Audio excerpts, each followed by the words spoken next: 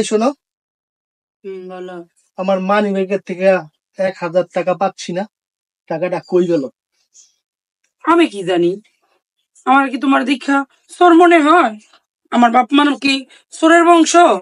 তোমার কি এরকমই মনে হয়? তোমার টাকা কি হয়েছে না হয়েছে আমি জানি না। তাইলে কি তুমি টাকাটা নেও নাই?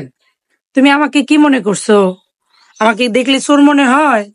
তোমার পকেট থেকে বারবার টাকা হারাইলে তুমি আমাকে দোষ দাও কেন?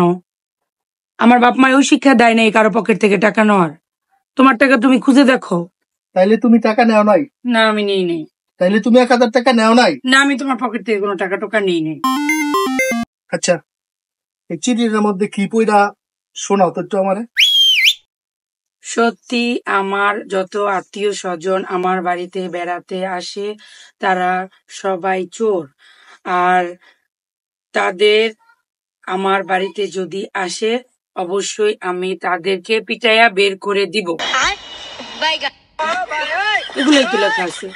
আর এগুলি লেখা আছে? হ্যাঁ, এগুলোই লেখা আছে। আচ্ছা, শোনো তাইলে। সত্যি আমার যত আত্মীয় স্বজন আমার বাড়িতে বেড়াতে আসে তারা সবাই চোর। আর তাদের আমার বাড়িতে যদি আসে অবশ্যই আমি তাদেরকে পিটাইয়া বের করে দিব।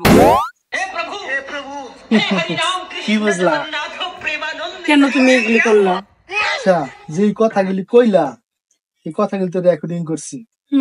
এখন যদি আমি তোমার আত্মীয় স্বজনের সবার মেসেঞ্জারে এই কথাগুলো দিয়া দিই, তখন কি মান সম্মান থাকবো তোমার? না না না। তাইলে বলো, টাকা কাটাই নিছি। আমি তুমি না বলে টাকা নেও নাই?